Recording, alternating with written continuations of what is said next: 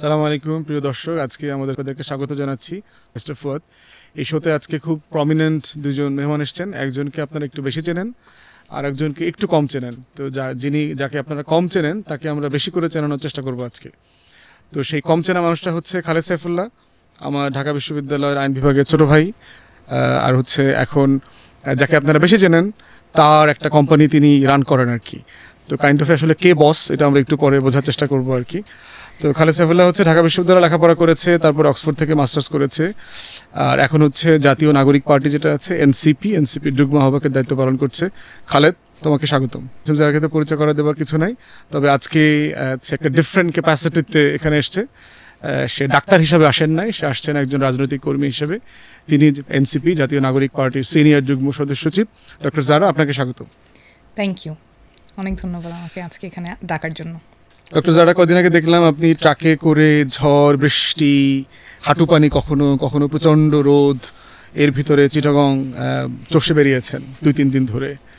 তো বাংলাদেশে ইউজুয়ালি এই লেভেলের স্ট্রিট পলিটিক্স করবার কালচারটা আমরা দেখি ছেলেরা করে। তো সেখানে মানে you are a combination of lot of odds in fact.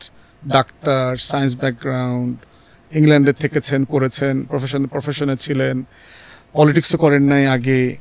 তো সব মিলিয়ে এসে এটা কি মানে do you find yourself a person at odds kind of, মানে ইভিনিংয়ে ঘুমাইতে যাওয়ার সময় মনে হয় কিনা যে what have doing it like? না, নট নেসেসারিলি। আমার মনে হয় যে এটা it's an extension of what I have been doing. আমি যা করছিলাম ওটার সাথে দিস ইজ ভেরি কমপ্লিমেন্টারি। আমি সবসময়ই মানুষের কাছে যেতে, তাদের কথা শুনতে পছন্দ করতাম, এবং আমার বিভিন্ন কাজের ধরনটাই এমন ছিল যেখানে আমার মানুষের কথা শুনতে হয়, শুনে সমস্যাটা বুঝতে হয়, তারপর একটা সমাধানের দিকে আমরা আগাই। ডাক্তার হিসেবেও এই কাজটা ছিল। আমি বিভিন্ন ভলান্টিয়ারিং, বিভিন্ন সোশ্যাল সার্ভিসেও এই কাজটা করতাম। আমার সহায় হেলথ যে কোম্পানিটা আছে, হেলথ কোম্পানি, সেখানেও আমি চেষ্টা করি যে মানুষের সমস্যাগুলো কিভাবে সলভ করা যায়, তাদের ভাষায় কিভাবে কথা বলা যায়। তো আমার কাছে রাজনীতিটা আই ফিল যে this is again serving people.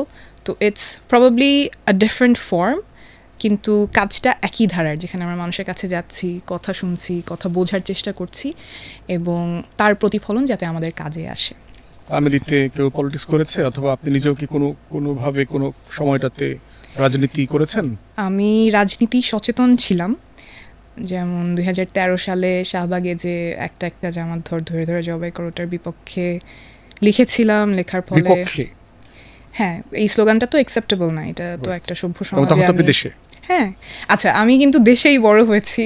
আমার জীবনের খুব অল্প সময় আমি বিদেশে ছিলাম, বেশিরভাগ সময় আমি দেশেই ছিলাম। পরিচিতির সময়টা সম্ভবত বিদেশে থাকা অবস্থায়। হ্যাঁ, যে কোভিডের সময় যে আমি যখন ভিডিও করা শুরু করেছি, সেই জন্য হয়তো ওই স্ল্যান্ডটা আছে, বাট আমি জীবনের খুব অল্প সময় বাইরে ছিলাম। তো যেটা বলছিলাম, 13 সালে তো দেশেই ছিলাম। মেডিকেল স্টুডেন্ট, হ্যাঁ, ঢাকা মেডিকেলে পড়ছি। তো শাহবাগে ওই স্লোগান চলছে, ওটার বিপক্ষে লিখেছিলাম। লেখার ফলে মানে ভেরি ডিফিকাল্ট টাইম। ওটার বিপক্ষে লেখাটা মানে তো kind of A troll invite করা, ট্যাগ ইনভাইট করা।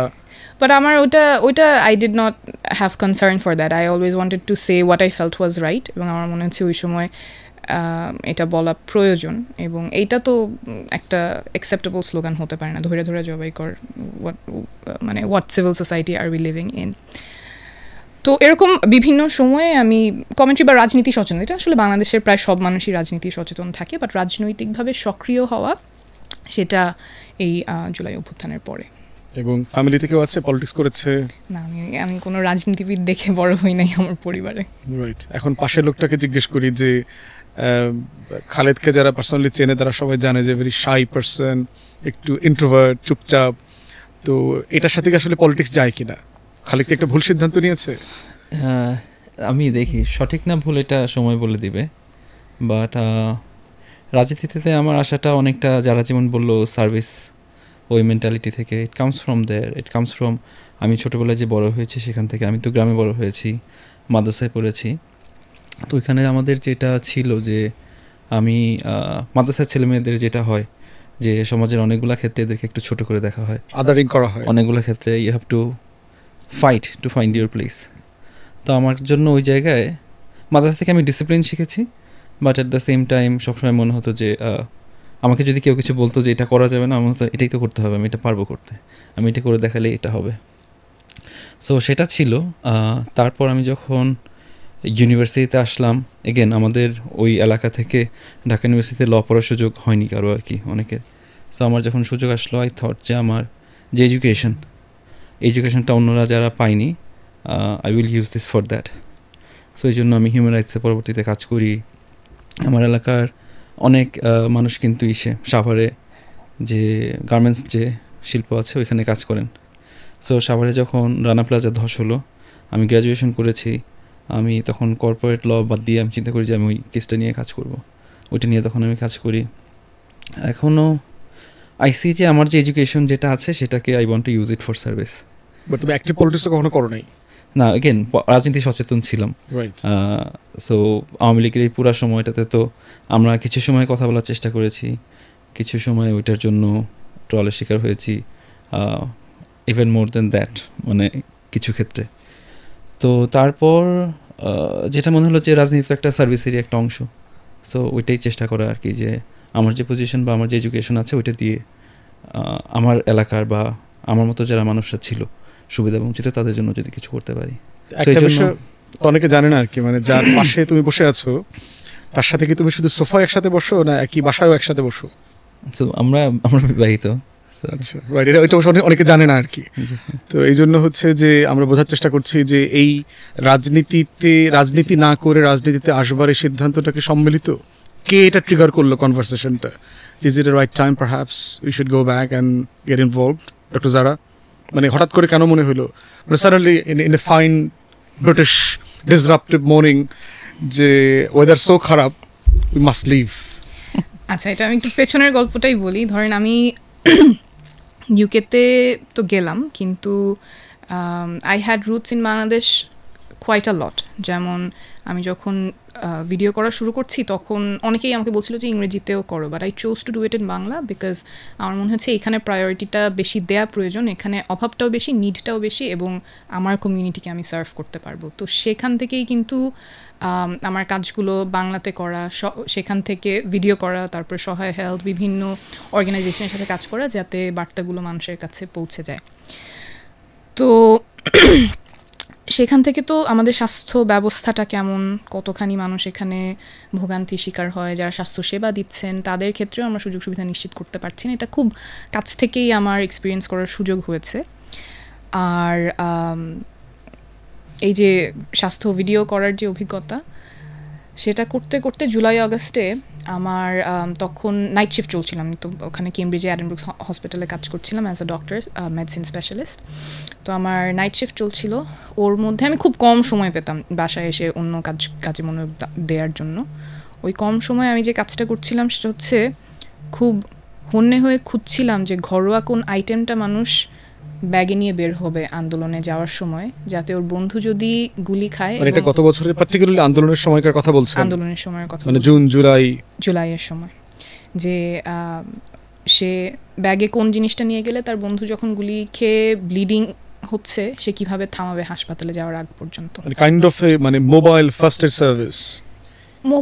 এড সার্ভিস বলতে পারেন। কেটে গেলে কি করবে, গুলি লাগলে কি করবে, কিন্তু এটা খুবই সারিয়াল একটা এক্সপিরিয়েন্স। আমি অনেক কিছু নিয়েই চিন্তা করি যে আচ্ছা এটা মানুষকে জানানোর প্রয়োজন, এটা নিয়ে ভিডিও করার প্রয়োজন, এটা নিয়ে সচেতনতা আরও বেশি হওয়া প্রয়োজন, কিন্তু এটা আমি কখনো ভাবিনি যে আমার কমিউনিটির জন্য আমার এরকম বার্তাও সার্ভিস নিয়ে চিন্তা করতে হবে আর কি। মানে আমার দেশে তো তখন যুদ্ধ চলছে না, একটা স্বাধীন দেশে আমরা চিন্তা করছি যে মানুষ রাস্তায় বের হবে, তখন রাষ্ট্রীয় বাহিনী তাকে গুলি করবে এবং হাসপাতালে যাওয়ার আগ পর্যন্ত তার ফার্স্ট এইড তার নিজেরই দিতে হবে, তার বন্ধুর ব্লিডিংটা তার বন্ধ করার জন্য সে কি পদক্ষেপ নেবে।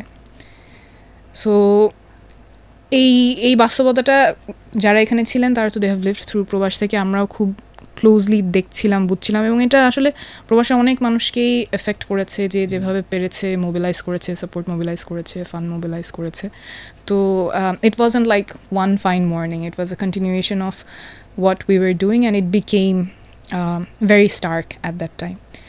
এবং আমাদের কাছে মনে হচ্ছে যে আমাদের রাষ্ট্রের যে ব্যবস্থায় এই রকম সম্ভব, যেখানে রাষ্ট্রের নাগরিককেই রাষ্ট্রীয় বাহিনী গুম করছে, খুন করছে, that settlement needs to change, এবং এখন হয়তো একটা রেয়ার অপরচুনিটি, এটা জীবনে হয়তো একবারই আসে, বারবার আসে না। তো এই সময় আমরা কিভাবে কাজে লাগতে পারি সেই ধারণা থেকেই কাজে অন্তর্ভুক্ত হওয়া।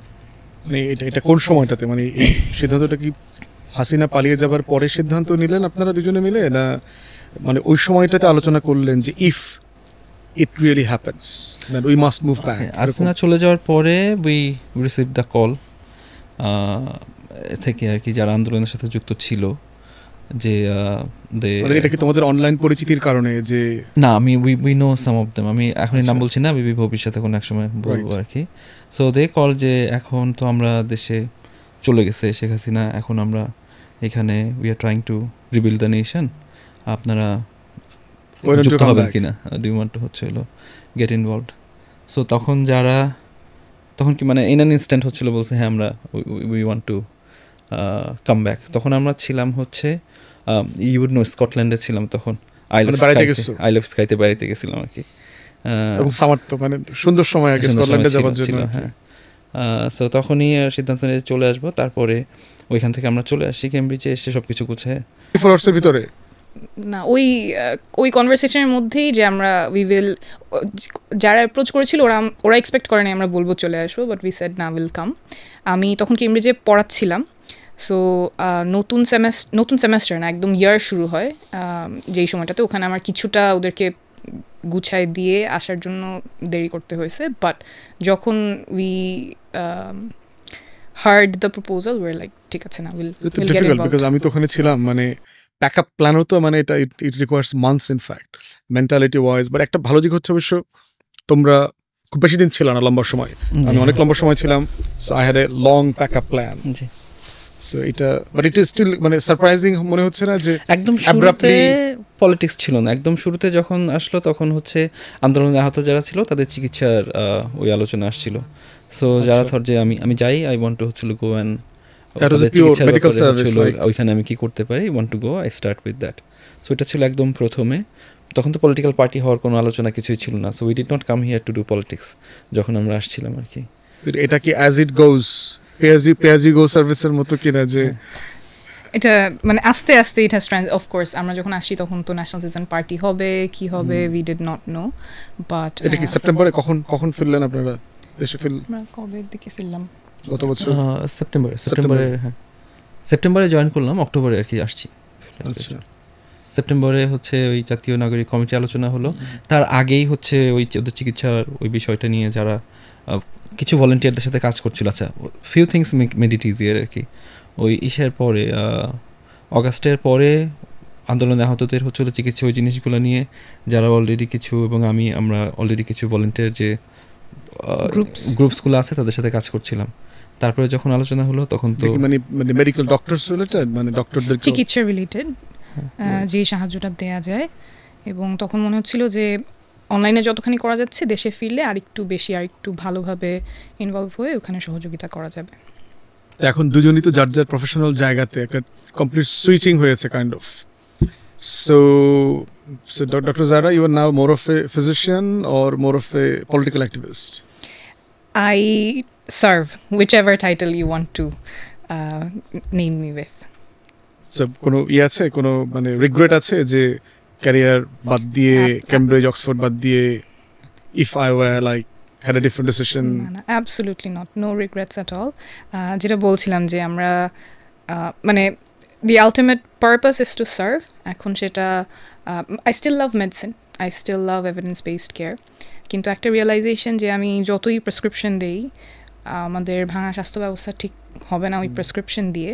রাজনৈতিক সদিচ্ছা ছাড়া সব মানুষের স্বাস্থ্যের অধিকার নিশ্চিত করা সম্ভব না। আমার রোগীদের হয়তো আমি সেবা দিতে পারবো, কিন্তু সবার জন্য অধিকার নিশ্চিত করার ক্ষেত্রে রাজনৈতিক সদিচ্ছাটা প্রয়োজন। তো খালেদ, এই যে ফিরে আসার জায়গা থেকে ডক্টর যারা বারবার সার্ভিসের কথা বলছে, যে তার প্যাশনের জায়গাটা হচ্ছে যে I just serve what ever capacity, মানে যেই বাস্তবতাতেই আমি থাকি না কেন আমি মানুষের পাশে দাঁড়াই আর কি। তো সেইখানে তুমি যদিও ভিন্ন পেশার, ভিন্ন সায়েন্সের স্টুডেন্ট, মানে তুমি কি ফিল করো যে একই রকম একটা ব্যাপার, মানে তুমি হিউম্যান রাইটস নিয়ে তোমার একটা প্যাশন ছিল, তুমি কাজ করবা, কিন্তু এটা তুমি এখন করছো না, তুমি এখন অন্য কিছু করতেছো। না, I think it's very related. আপনার ক্ষেত্রেও দেখবেন, you are also barrister, right? আপনার পলিটিক্সটা কিন্তু দুটা একটার সাথে একটার সাথে অঙ্গাঙ্গিভাবে জড়িত। আমি উদাহরণস্বরূপ যদি বলি, ধরেন আমার লয়ের একটা ব্যাকগ্রাউন্ড ছিল, অনেক কষ্ট করে পড়ালেখা করেছি, রাইট? বাট এখন আমি যখন আমাদের পার্টি রিফর্মের পজিশনটা কী হবে রাষ্ট্র সংস্কারের ক্ষেত্রে, ওইখানে আমার নলেজ কাজে লাগছে, আমার ইনপুটটা কাজে লাগছে। সো এইটা অনেক বড় একটা সেবা দেওয়ার একটা সুযোগ। আমার হিউম্যান রাইটসের যে এডুকেশন, ওইটা আমাকে গাইড করছে কিভাবে আমাদের পার্টির উমেন্স রাইটসের পজিশনগুলো কী হবে নারী অধিকারের ক্ষেত্রে, আমাদের পার্টি যখন চিন্তা করছে অন্যান্য অধিকারের ক্ষেত্রে তাদের পজিশন কী হবে, ওইখানে আমাকে গাইড করতে সাহায্য করছে। এরপর আমি টেকনোলজিতে কাজ করেছি, এরপর আমি কাজ করেছি কয়েকটা কোম্পানি বিল্ড করার জন্য। সেখানে আমি শিখেছি কীভাবে একটা টিম তৈরি করা যায়, কীভাবে টেকনোলজি ব্যবহার করে কুইক সলিউশন করা যায়, রাইট? ওই জিনিসগুলো এখন আমার সাহায্য করছে। সো এগেন আমি I see this as a continuation আর কি। তুমি তো পলিটিক্স করো নাই কখনো, ছাত্র জীবনে পলিটিক্স করেছো অথবা ফ্যামিলিতে পলিটিক্স? হ্যাঁ, রাইট। তো ডক্টর জারার মতোই একদম মানে শুধু সচেতনতার জায়গা থেকে এসছে। তো এই জায়গাটা কি মানে মানে এটা বিবেচনা করলে কেমন হবে যে তোমরা কি তাহলে মোর পলিসিতে কাজ করতেছো দেন অ্যাক্টিভিজম করতেছো, ব্যাপারটা কিরকম? না, নট রিয়েলি। আমি I see myself as a team player. আমার পার্টির জন্য যেই রোলে যখন প্রয়োজন আমার সেটার জন্য অ্যাভেলেবল থাকতে হবে, সেখানে কাজ করতে হবে।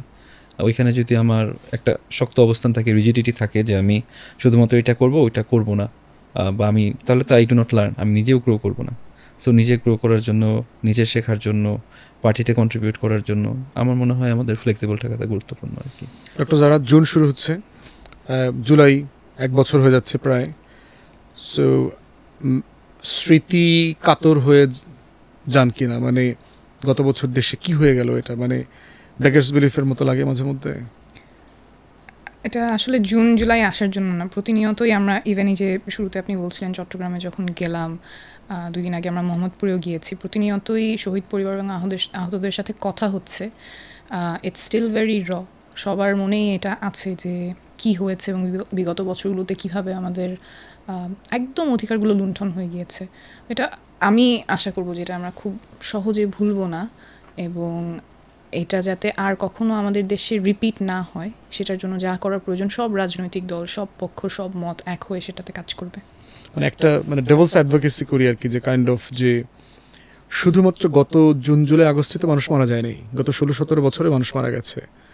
তো গত 16-17 বছর ধরে তোমাদের অথবা আপনার অথবা এই জেনারেশনের মানে টনক নড়ল না কেন, মানে সাডেনলি জুলাই কেন? অথবা ইকুয়ালি যদি উল্টাটা বলি যে আরও তো লয়ার আছে, আরও তো ডাক্তার আছে, হাজার হাজার আছে সারা পৃথিবীতে, কজন ফিরে আসছে যে না ঠিক আছে let's do something for the country? মানে এই দুই জায়গাতে কিভাবে দেখেন? আমার মনে হয় মানুষ বিভিন্নভাবে কন্ট্রিবিউট করে। একটা অর্থবহ জীবন, মিনিংফুল লাইফের কিন্তু অনেক ডিফারেন্ট ফর্ম হয়, সবাই কিন্তু একইভাবে জীবনের অর্থ খুঁজে পায় না, এটা নাম্বার 1।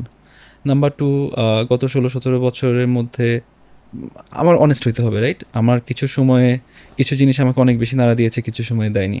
আমার মনে আছে একটা সময়ে এটা যখন ছিল বোধ হয় ছাত্রলীগের সাথে জাহাঙ্গীরনগরের ভিসির কোনো একটা ঝামেলা চলছিল আর কি, ওইখানে ঘুষ চাওয়ার ব্যাপারে, টেন্ডার নিয়ে 2 কোটি টাকার একটা চাঁদার। এবং এখানে তখন ওই জাহাঙ্গীরনগরের ভিসি এটা নিয়ে নালিশ দিয়েছে প্রধানমন্ত্রীর কাছে। তো আমি সেটা নিয়ে ফেসবুকে লিখছি যে আমরা তো এটা তো ডনের মতো একটা ব্যাপার স্যাপার, আপনি যদি কোনো একটা চাঁদাবাজির ব্যাপারে আপনি পুলিশের কাছে রিপোর্ট করবেন, আপনি এটা সমাধান করার জন্য প্রধানমন্ত্রীর কাছে কেন বলবেন? সো আমি ওইটা লিখছিলাম যে আওয়ামী লীগের যে পুরা মানে মোডাস অপারেন্ডি, আওয়ামী লীগ যেভাবে চলে এটা পুরো একটা ডনের মতো আর কি, পুরো একটা মাফিয়া গ্রুপের মতো চলে।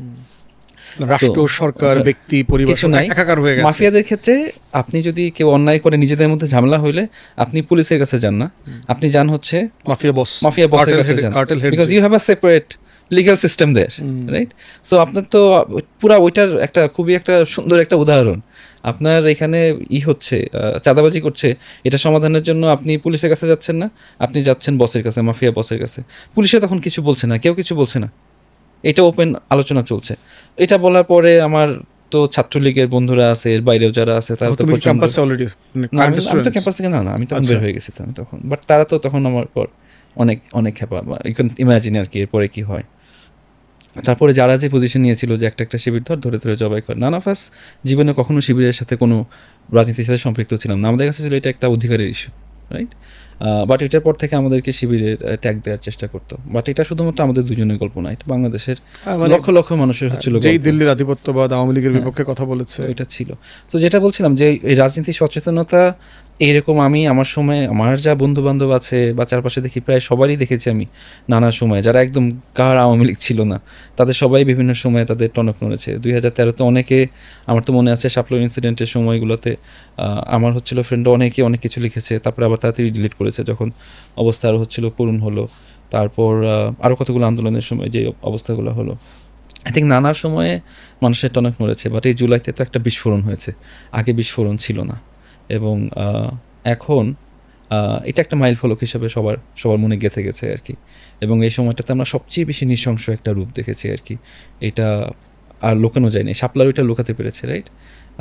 বাট অন্য সময় হয়তো বা স্লো পয়জনিং হয়েছে আর কি। আইসোলেটেড ভাবে। স্কেলটাও সম্ভবত একটা বড় ব্যাপার, যে অন্য কোনো ঘটনাগুলো হয়তো এই স্কেলে আরবান মিডল ক্লাসকে এফেক্ট করে নাই। হ্যাঁ। তো এখানে কি রক্তের দামাদামিতে একটা পার্থক্য আছে না? মানে শাপলার রক্তটা একটু সস্তা, কারণ ওরা মাদ্রাসা থেকে এসছে, ওরা আলেম ওলামায়ে কেরাম, প্রান্তিক, ওর ভয়েস নাই, ও আমাদের আপনাদের মতো ইংরেজিতে কথা বলে না, এসি রুমে বসে সেমিনার করে না। তো রক্তের পার্থক্য হয়ে গেল, দামের পার্থক্য হয়ে গেছে। Unfortunately yes. এইটা ধরেন আপনি ওয়েস্টে দেখবেন যে গাজার মানুষ যখন হচ্ছিল মারা যায়, সেইটা বিবিসি সিএনএনকে যতখানি নাড়া দেয়, সাদা চামড়ার কেউ মারা গেলে তাদেরকে অনেক বেশি নাড়া দেয়।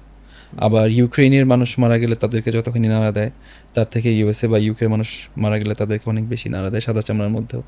আমাদের এখানেও শাপলা বা অন্যান্য ক্ষেত্রে হুজুরা মারা গেলে, এবং অনেক ক্ষেত্রে বিএনপির আমাদের হচ্ছে অনেক ভাই বোন তো মারা গেছে, তাদেরকে গুম করা হয়েছে, রাইট?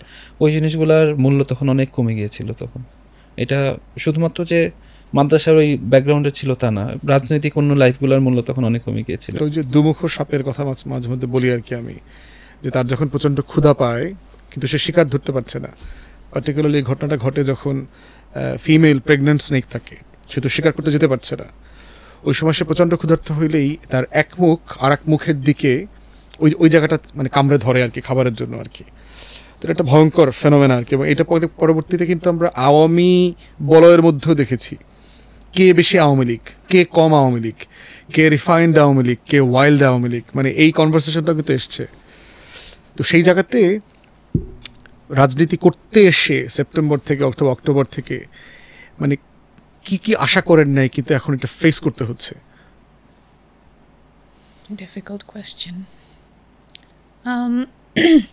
এই যে আমাদের যে পোলারাইজেশনের রাজনীতি ছিল, যেটা বললেন যে কে মানে ট্যাগের রাজনীতি, একটু খালেদ বলছিল যে আমার বিভিন্ন পজিশন যেটা আওয়ামী লীগের এগেনস্টে বা তৎকালীন সরকারের এগেনস্টে গিয়েছিল, সেই জন্য শিবির, হিজবুত তাহরির, আইএসআই, মানে কোনো জঙ্গি মৌলবাদী, হ্যাঁ মানে কোনো ইমাজিনেশনের কোনো লিমিট নাই।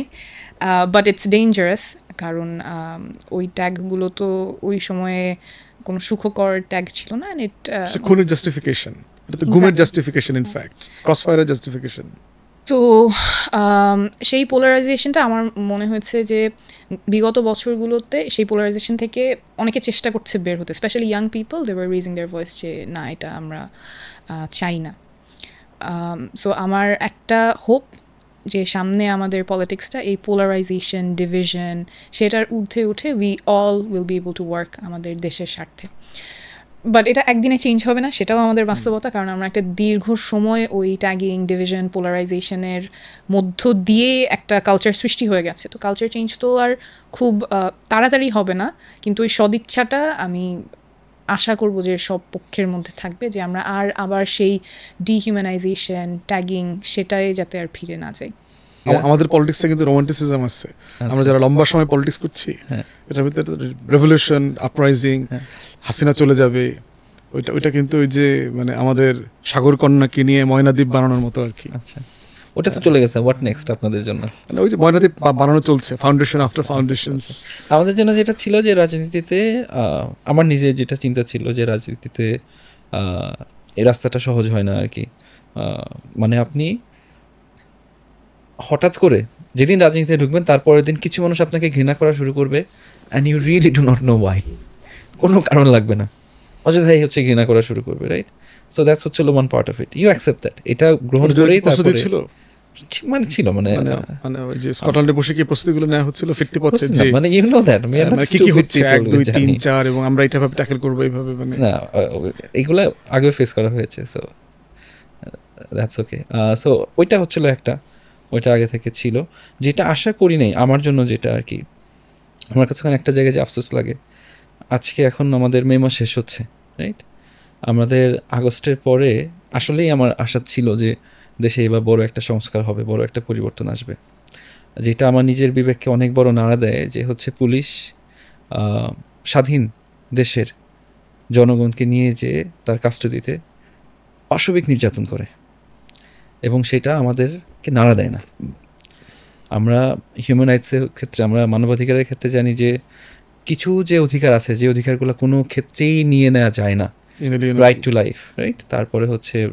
ফ্রিডম ফ্রম টর্চার সো কিন্তু এটার কোনো আমাদের বিকার নেই এটা নিয়ে আর কি এই মিনিমাম যে সংস্কার এই সংস্কারটুকু আমরা হচ্ছে দেখছি না সেখান থেকে আমরা কোনো প্রমিস পাচ্ছি না বিকারহীনতা কি তোমার এখনো চোখে পড়ছে এখন তো আমাদের ওই সংস্কার হওয়ার সম্ভাবনা আস্তে আস্তে আমার কাছে মনে হচ্ছে আস্তে আস্তে কমে যাচ্ছে অনেক সময় মনে হচ্ছে সংস্কার চাওয়াটা একটা কন্ট্রোভার্সিয়াল জিনিস হয়ে দাঁড়িয়েছে যে এখন আপনি সংস্কার চাবেন যে দেশের বিচারপতি প্রধান বিচারপতি তাকে আমরা এমন একটা মেকানিজমে অ্যাপয়েন্ট করতে চাই যেটা পক্ষপাতদুষ্ট হবে না এই চাওয়াটাই কন্ট্রোভার্সিয়াল হয়ে যাচ্ছে এখন রাজনীতিতে আমাদের আলোচনাটা যেদিকে যাচ্ছে আপনি চাচ্ছেন যে আমাদের নির্বাচন কমিশনার তাকে এমন একটা প্রক্রিয়ায় নিয়োগ করতে হবে যেই প্রক্রিয়াটা গ্রহণযোগ্য স্বচ্ছ সেটা 2022 সালে শেখ হাসিনা করা কালো আইনের মাধ্যমে হবে না এই চাওয়াটা এখন কন্ট্রোভার্সিয়াল এই চাওয়াটা কন্ট্রোভার্সিয়াল এই মে মাসের অথবা সবচেয়ে জেনারেসলি বললে যে এটা এখন প্রায়োরিটি না আগে নির্বাচনটা হয়ে যাক তারপরে আমরা এটা দেখবো ব্যাপারটা এরকম আপনি তো ওই ফ্রেমওয়ার্কের মাধ্যমে যদি আপনার এখন চিফ ইলেকশন কমিশনার যদি অপারেট করে কিভাবে আপনি তো মানে ওইটা এক্সপেকটেশনটা আমরা তৈরি হচ্ছে আর কি হ্যাঁ সো এখন ওই জিনিসটা আমার জন্য একটু সারপ্রাইজ এটার এক্সপেকটেশন ছিল না যে এত তাড়াতাড়ি সংস্কারের প্রতি মনোযোগ মানুষের সাথে চলে যাবে আর কি সো আমি সংস্কারের ব্যাপারে আমি খুবই প্যাশনেট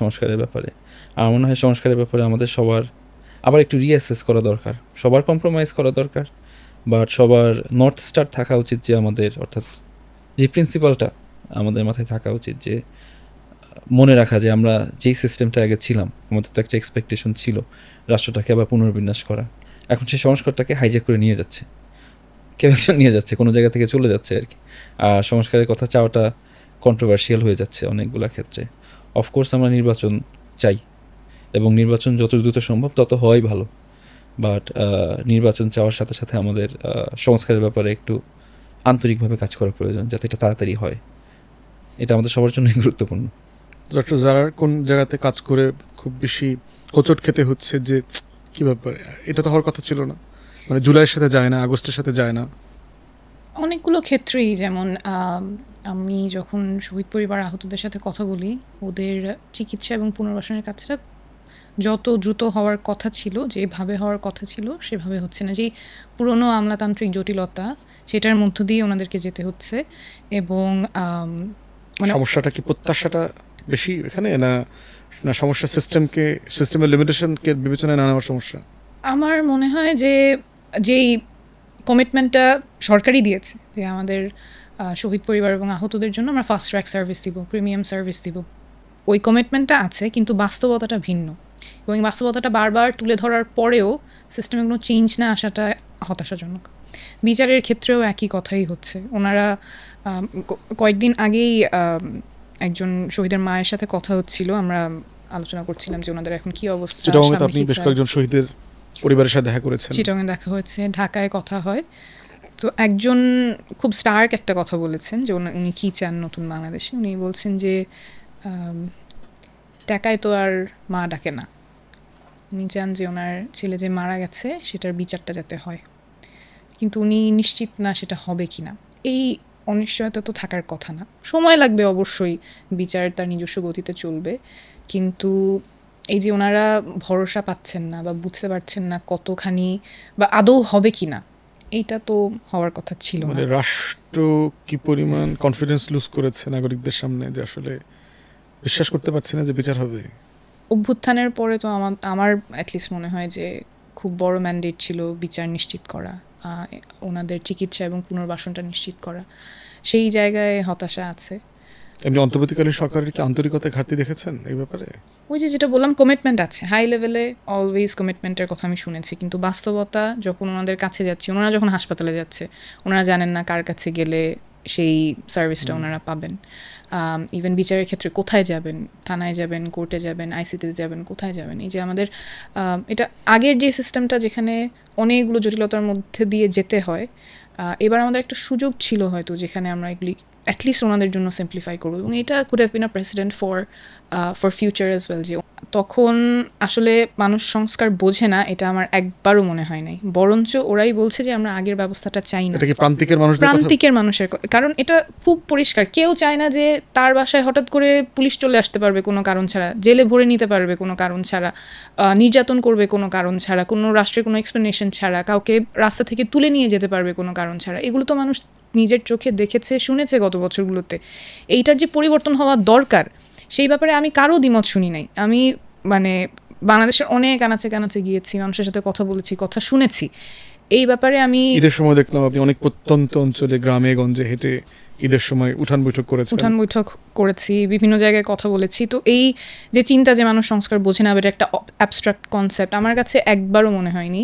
এবং এটা যার সাথে আমি কথা বলেছি সবাই এটা তো খুবই ন্যূনতম একটা চাওয়াই যে রাইট টু লাইফের কথা। নির্বাচনের একটা তারা দেখলেন, এই যে আপনি যে প্রান্তিকে যাচ্ছেন, মানুষ ভাই এগুলো রাখেন তো পরে, নির্বাচনটাকে হোক তারপরে হোক, মানে এই অ্যাটিটিউডের কি একটা কন্ট্রাডিকশন চোখে পড়েছে প্রান্তিকে? আমার পার্সোনালি আসে নাই, বাট আমার মনে হয় এই যে একটা মোটামুটি সংস্কারের কথা বললে নির্বাচন বিরোধী একটা চিন্তা আসে, অথবা আরেক দিকেও আছে যারা নির্বাচনের কথা বলছেন মনে হচ্ছে তারা সংস্কার বিরোধী। এইটা থেকে আমাদের একটু বের হয়ে আসলে ভালো হবে, কারণ মানে জনগণকে বোঝার জায়গা থেকে বলছি যে আপনার অভিজ্ঞতা থেকে আপনি জনগণকে কিভাবে রিড করছেন?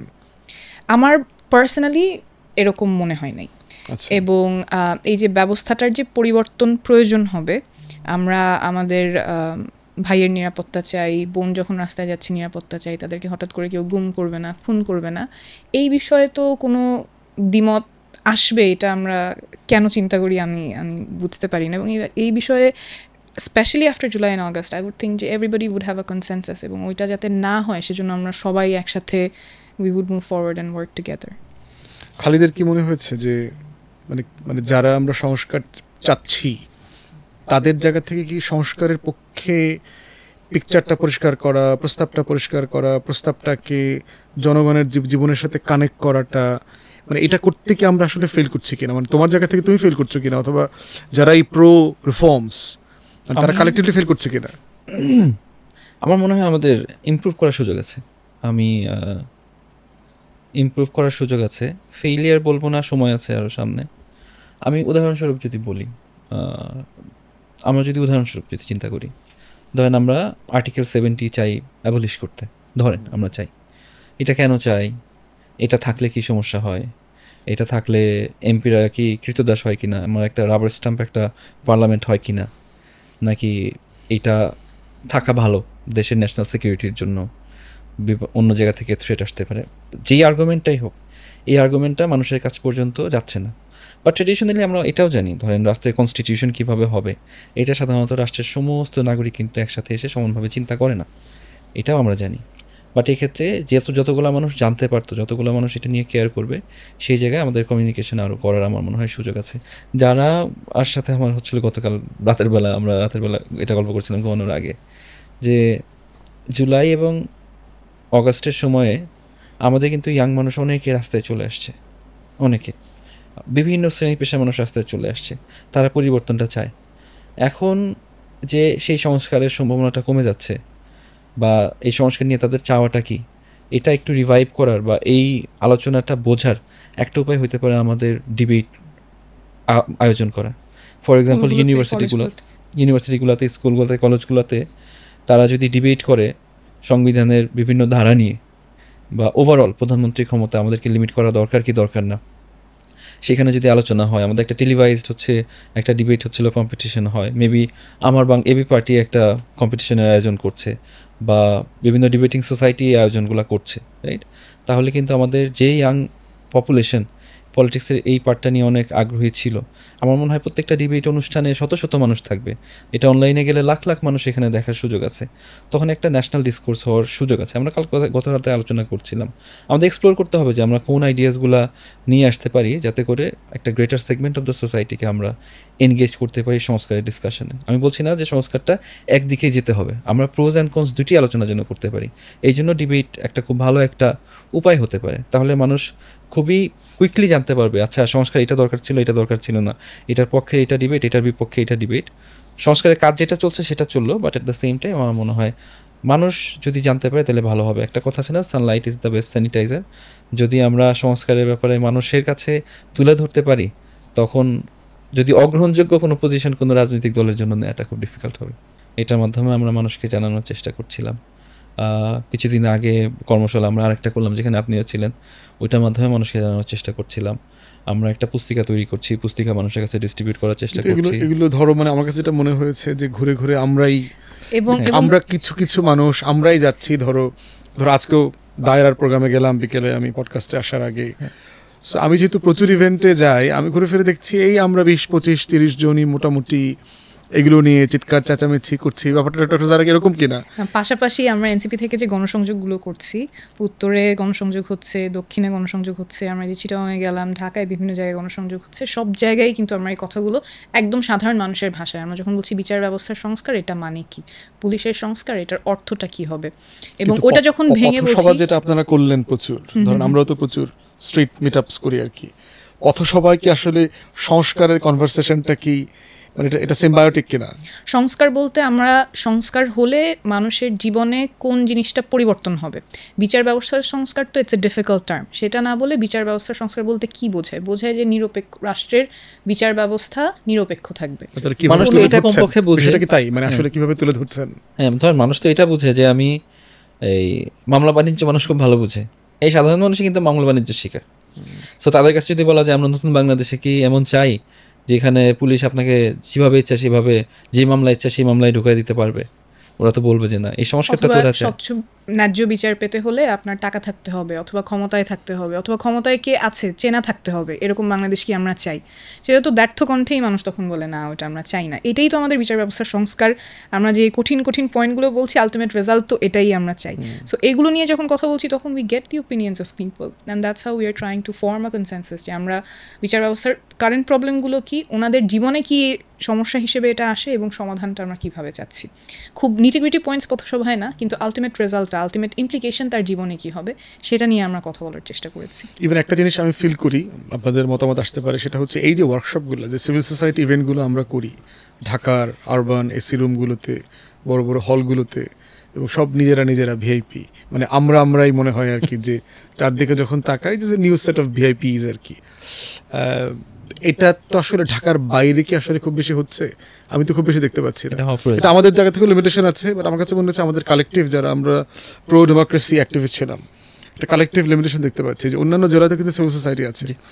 আমি আমার জেলা খুব বেশি আমি জানি না, কিন্তু বরিশাল প্রেস ক্লাবে গিয়ে আমি দেখলাম বরিশাল প্রেস ক্লাবটা ঢাকার প্রেস ক্লাবের থেকে পুরাতন, 1941 সালে প্রতিষ্ঠিত।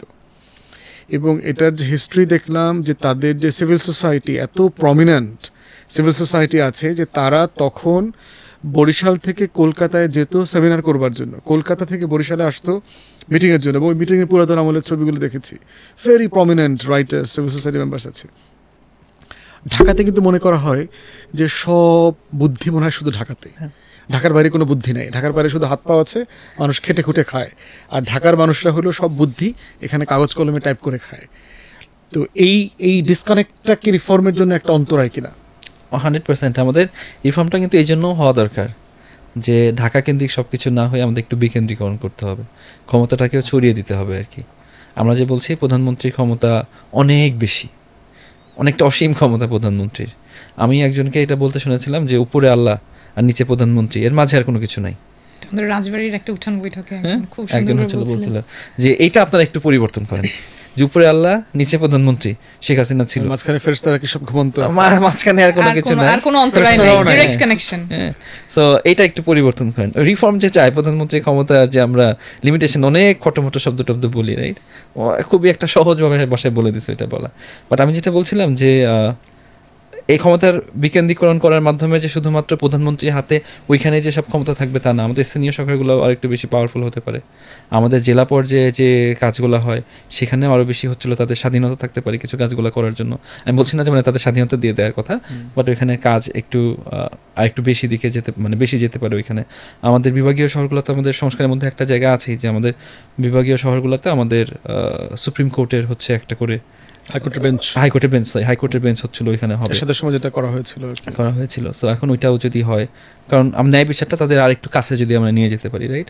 কারণ কারো একটা শুনানির জন্য সকালবেলা ঘুম থেকে উঠে, অনেকে তো আগের দিনই সে ঢাকায় এসে শুনানির জন্য আসতে হয়, তারপরের দিন আমার যেতে হবে যদি ঢাকায় এটা শুনানির জন্য হতে হয়। ইনফ্যাক্ট আরো বেটার মডেল নিয়ে আমি নিজে কথা বলছি আর কি, এটা টাউন হল মডেলের কথা বলছি আর কি, যেটা ইউরোপ আমেরিকাতে আছে। বাংলাদেশে আসলে স্থানীয় সরকার প্রশাসন যেটা আছে এটা আসলে ফাংশনাল না, এটা হচ্ছে বড় রাজনৈতিক দলগুলোর নেতা পুনর্বাসন কেন্দ্র হয়েছে এবং এটা প্রচুর ওভারল্যাপ করে একজনের সাথে আরেকজনের রেসপন্সিবিলিটি, অব্লিগেশন, সার্ভিস সবকিছুতে।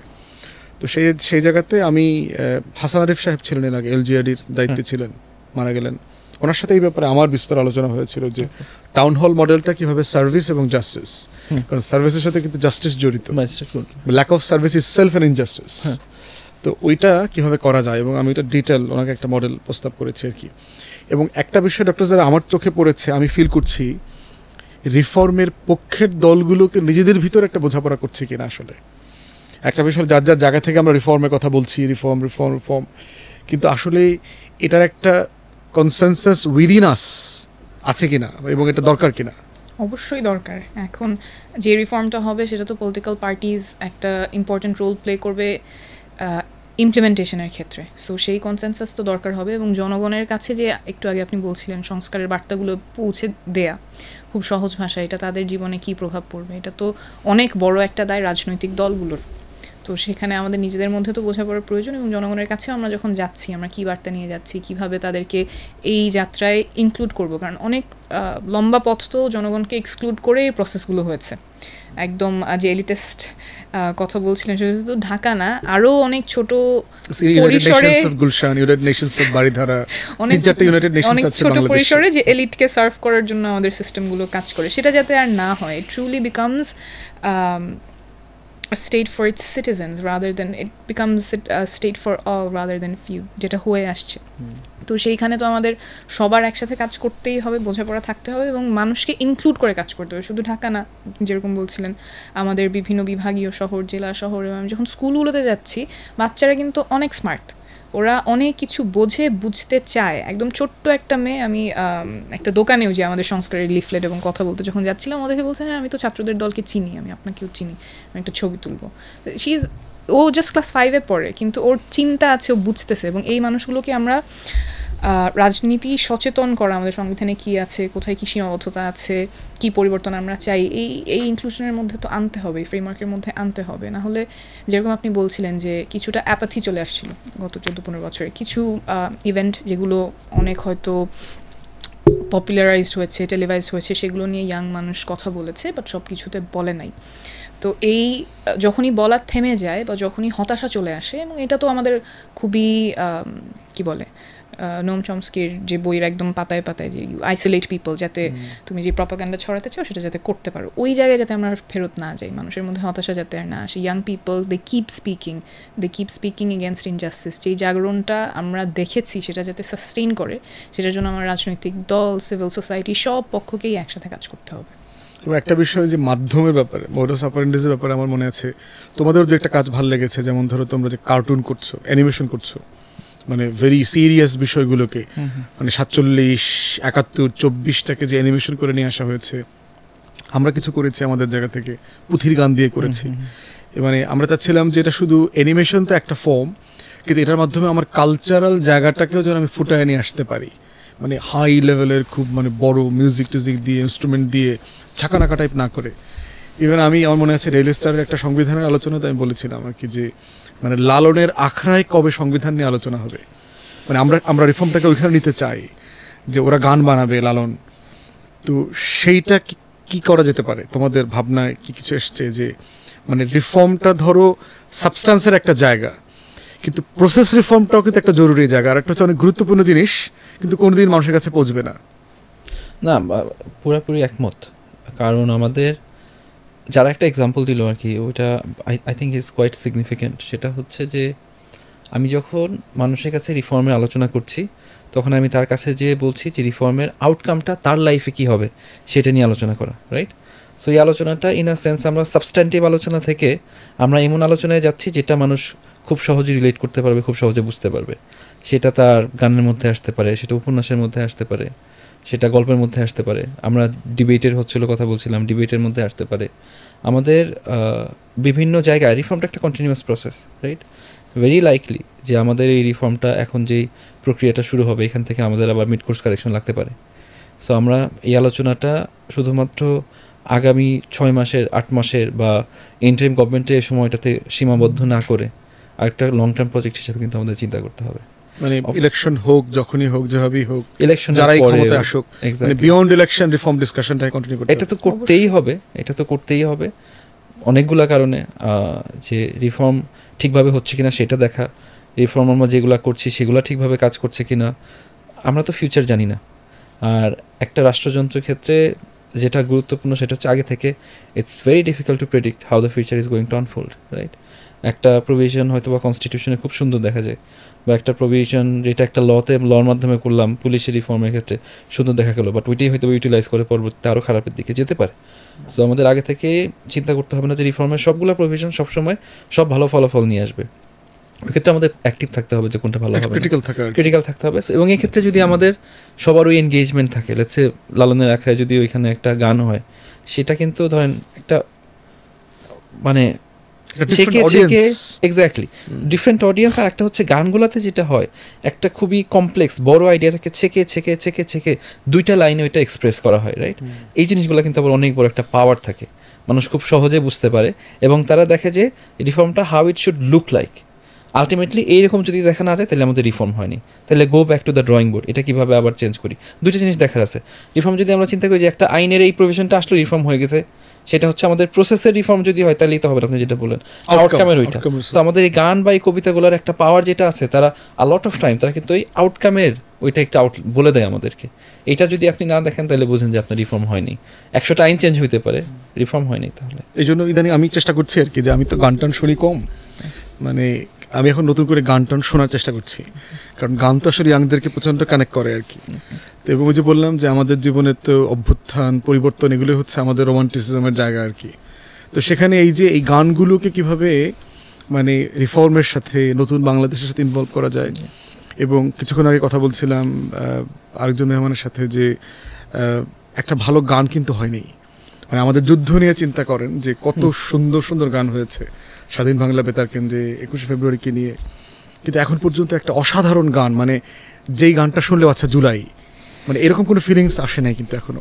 আমাদের জুলাই আগস্টে কিন্তু অনেকগুলো অ্যাকচুয়ালি র্যাপাররা গান করেছিল, যেটা আপনি যে ইসের কথা বললেন, মিউজিকের কথা বললেন, art form is very important. এবং ওই সময় কিন্তু এই যে বিভিন্ন নৃশংসতার ভিডিও, তার পাশাপাশি মানুষ যে রেজিস্ট্যান্স তৈরি করেছে, প্রতিরোধ তৈরি করেছে, সেটার সাথে ওই র্যাপ সংগুলো, তারপর নজরুলের আগের যেই গানগুলো যেখানে খুব অনুপ্রেরণা আসে, those went viral. But এরপরে আবার এই যে আমাদের দেশ পরিবর্তনটা যে করতে হবে, সংস্কার করতে হবে, সেটার রেলেভেন্ট আর দেখা হয় নাই। কিন্তু এই আর্ট ফর্মটা খুবই ইম্পর্টেন্ট হবে ভিজুয়ালাইজ করার জন্য যে আমরা কেমন বাংলাদেশ চাই, এবং ওটা মানুষের মধ্যে যেটা বলেন যে গান একটা ডিফারেন্ট লেভেলে কানেক্ট করে মানুষকে। হ্যাঁ, এবং এটা মানে এবং এটা এক্সস্ট করে না, মানে এটা সবচেয়ে বড় জিনিস হচ্ছে যে খুব কঠিন জিনিসগুলোকেও মানে ক্লান্তির মধ্যেও এটা নেওয়া যায়, এক্সস্ট করে না। আমরা শেষের দিকে চলে আসছি, র্যাপ আপ করতে চাচ্ছি যে 1 বছর হতে চলছে গণ অভ্যুত্থান। এটাকে বাঁচিয়ে রাখাটার একটা চ্যালেঞ্জ কিন্তু তৈরি হয়েছে, কারণ যখনই আমরা নতুন বন্দোবস্তের কথা বলছি, পুরাতন বন্দোবস্তের মালিকরা কিন্তু এটা ছেড়ে দেবার জন্য প্রস্তুত না। এবং আজকেও দেখলাম আওয়ামী লীগ মিছিল করেছে কয়েক জায়গাতে। তো সেই জায়গাতে আমরা যারা ফ্যাসিবাদ বিরোধী আন্দোলন করেছি, আমাদের সামনে কিন্তু অনেকগুলো চ্যালেঞ্জ আছে। তার ভিতরে একটা হচ্ছে গণ অভ্যুত্থানের স্পিরিটটাকে ধরে রাখবার চ্যালেঞ্জ, যারা স্যাক্রিফাইস করেছেন তাদের মেমোরিকে প্রিজার্ভ করবার চ্যালেঞ্জ, এবং এগুলোর উপরে ভিত্তি করে নতুন বাংলাদেশ গড়বার চ্যালেঞ্জ। অনেকগুলো চ্যালেঞ্জ আছে। তো সেই জায়গাটাতে জুলাই আগস্টকে কেন্দ্র করে আপনারা কি ভাবছেন, মানে কি করা দরকার, কি করব, অথবা আপনাদের জায়গা থেকে? আমার মনে হয় কি এই একটা অভ্যুত্থানের মানে অ্যাসেস করা হয় শেষ পর্যন্ত এটার আউটকাম দিয়ে। ধরেন যে অনেকগুলো যে আলোচনা চলে না যে এটা অভ্যুত্থান নাকি বিপ্লব, রাইট? আপনি যদি ওদেরকে জিজ্ঞেস করেন যে যারা বলে এটা অভ্যুত্থান, তাদেরকে যদি বলা হয় যে এটা বিপ্লব না কেন, আলটিমেটলি তারা বলবে যে এখানে বিপ্লব হলে যে পরিবর্তন আসে, পুরনো ব্যবস্থা একদম ফেলে দেয়া, সেটা করা হয়নি, আমরা পুরনো কনস্টিটিউশনের আন্ডারে এখনও চলছি, আরও এটা সেটা বলবে। এবং এই কারণে এটা বিপ্লব না, এটা অভ্যুত্থান, রাইট? আমাদের ছাত্র জনতা 5ই অগস্ট পর্যন্ত যে স্যাক্রিফাইসটা করেছে, সেই স্যাক্রিফাইসটা কিন্তু বিপ্লবও হতে পারতো, গণ অভ্যুত্থানও হতে পারতো, অথবা জাস্ট এটা একটা ক্ষমতার পথ পরিবর্তনও হতে পারতো, রাইট? এই জায়গায় এটা নির্ভর করবে আমরা কতটুকু ফসল ঘরে তুলতে পারি, কতটুকু ভালোভাবে ওইখানের আকাঙ্ক্ষাগুলো বাস্তবায়ন করতে পারি, এবং তারপরে সময়টা কত ভালোভাবে ইউটিলাইজ করতে পারি, তার উপরে নির্ভর করবে কোন অভ্যুত্থানটাকে কীভাবে আমরা দেখব। এই জন্য আমাদের এটাকে বাঁচিয়ে রাখা বা এটার আকাঙ্ক্ষাকে পূরণ করা, এটার গুরুত্ব অপরিসীম। এটার গুরুত্ব আমাদের প্রায় 1000-এর বেশি জীবন উৎসর্গ করা, হাজার হাজার পঙ্গুত্ব বরণ করা, আহত হওয়া, উই ওই টু দেম যে আমাদের এই অভ্যুত্থানের যে আকাঙ্ক্ষা আছে ওইটা আমাদের পূরণ করতে হবে। এখন কি পূরণ করা, তাদের বিচার আমাদের নিশ্চিত করতে হবে, বিচার নিশ্চিত করতে হবে। বিচার একটু আগে আলোচনা হচ্ছিল, আমাদের একটা খুব জেনুইন ফিয়ার, এটিএম আজহারুলের যে রায়টা আসলো, আমরা দেখেছি, মানে আমরা এখন দেখছি যে যদি বিচারটার প্রসেসটা যদি ভালো না হয়, যদি সঠিক না হয়, তাহলে পরবর্তীতে এটা কত বড় সমস্যা সৃষ্টি করতে পারে। এখন আমাদের কিন্তু একটা বড় ফিয়ার যে এখন আমরা যে বিচার এমনিতেই খুব স্লোভাবে আগাচ্ছে, খুবই মন্থর গতিতে আগাচ্ছে, এবং বিচার যেটা হবেও সেইটার যদি প্রসেসে আমাদের এই পুরনো বিচার ব্যবস্থার যে সমস্যাগুলো, ওই সমস্যাগুলো রেখে প্রসেসটা যদি আমরা ফলো না করে যদি বিচার হয়, এই বিচারের রেজাল্টগুলো মানে শেষ পর্যন্ত যে রায়গুলো আসবে, সেই রায়গুলো হয়তো শেষ পর্যন্ত নাও টিকতে পারে। এটা কিন্তু অনেক বড় একটা প্রহসন হবে। সো ওই জায়গায় আমাদের দেখছি যে এটা সরকারের একটা অনেক বড় একটা দায়িত্ব, এবং এটার উপরেই কিন্তু যাচ করা হবে যারা এই দায়িত্বে আছে তারা আসলে কার পক্ষে কাজ করেছে, তারা কিভাবে কাজ করেছে, কতটা সফলতার সাথে কাজ করেছে। এটা শুধু সফলতা না, এটা অনেকগুলো মানুষের অনেক বড় আমানত তাদের কাছে। এটা একটা। তারপর আমরা রিফর্মের কথা বলছি।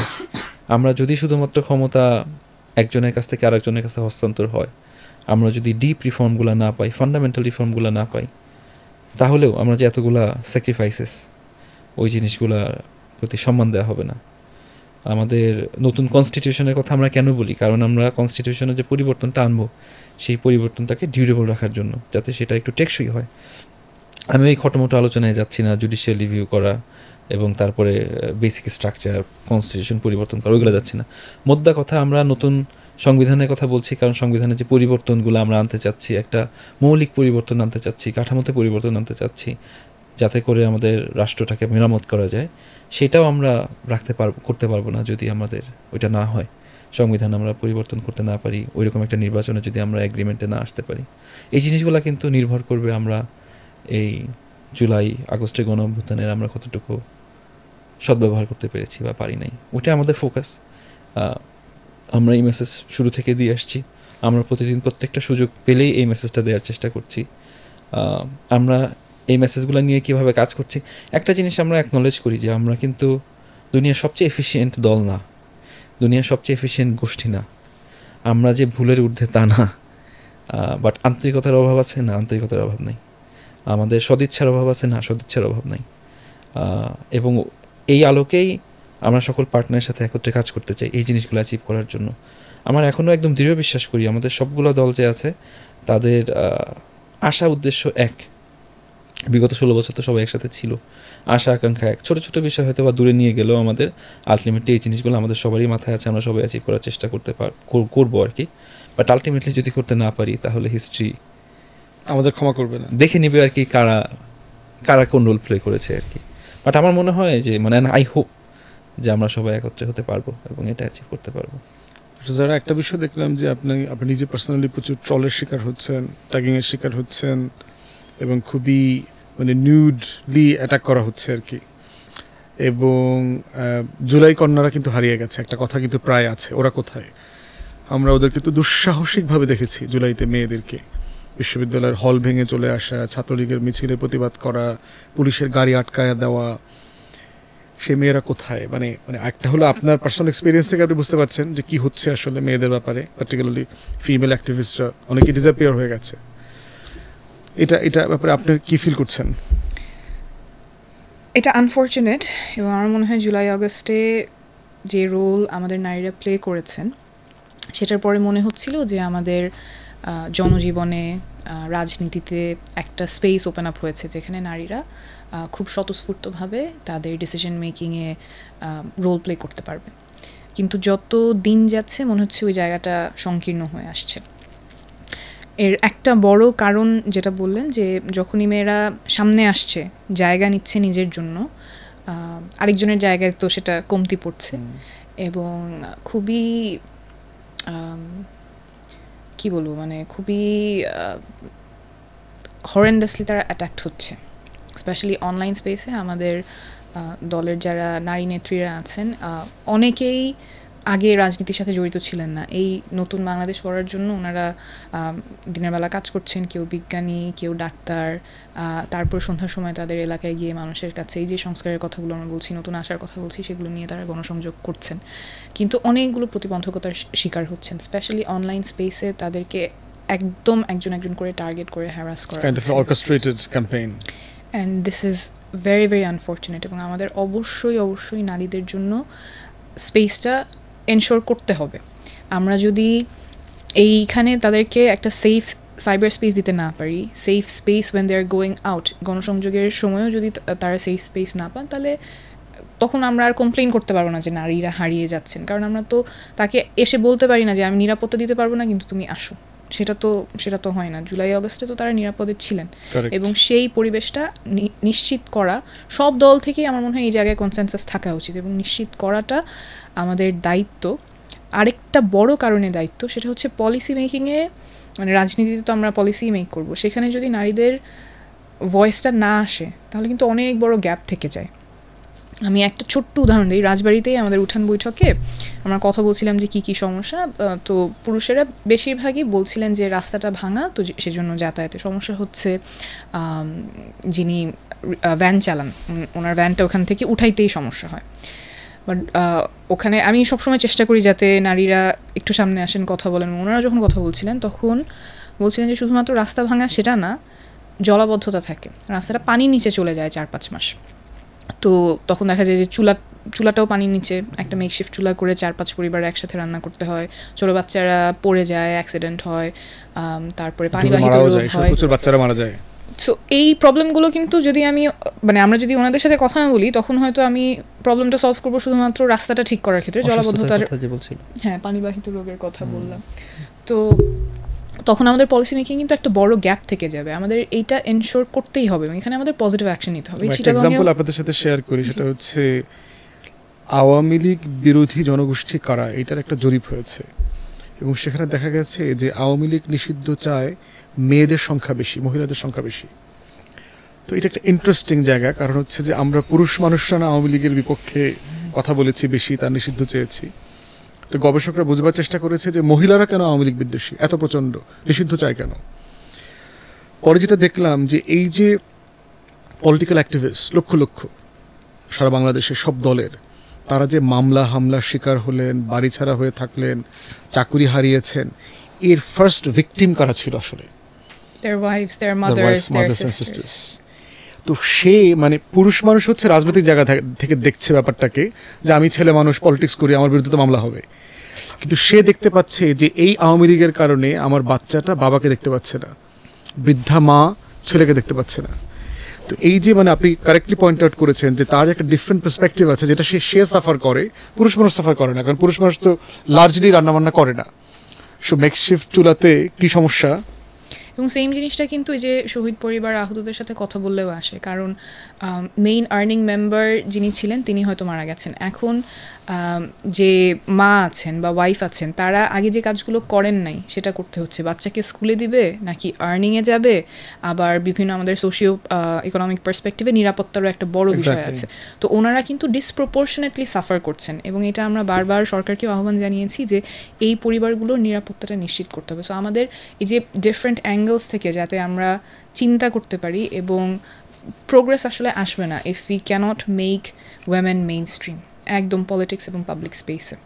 ওটা আমাদের সবার জায়গা থেকেই চেষ্টা থাকতে হবে। যেমন চিটাগংয়ে একটা খুব ইন্সপায়ারিং এক্সপিরিয়েন্স ছিল যে আমাদের সাধারণত তো পাবলিক স্পেসে শুধুমাত্র পুরুষরাই থাকেন, ওভারওয়েলমিংলি পুরুষরা থাকেন, কিন্তু যত দিন গিয়েছে তত আমরা নারী পার্টিসিপেশন বেশি দেখেছি।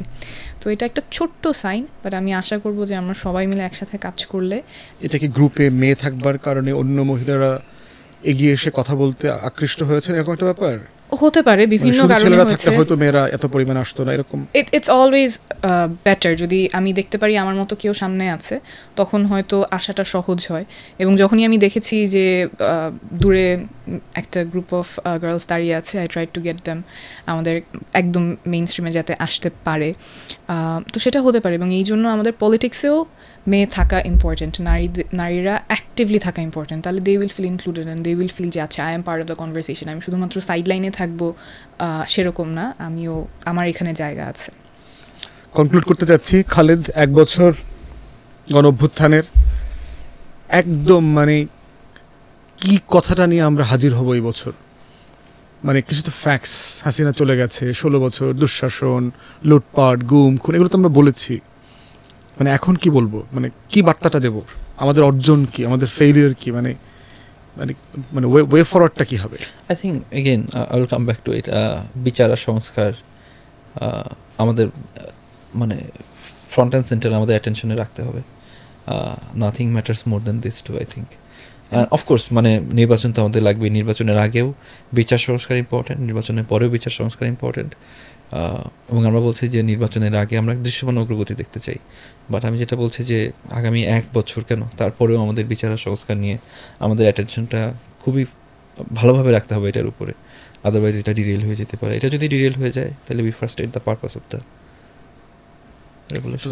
জাস্ট টু অ্যাড যে এটার সাথেই আমাদের যেটা চিন্তা করতে হবে যাতে আমরা জনবিচ্ছিন্ন না হয়ে যাই এবং জনগণের কাছেই বারবার যাওয়া, বারবার শোনা, আমরা এখানে এটা যাতে একটা খুব অ্যাকাডেমিক এক্সারসাইজ না হয়ে যায়।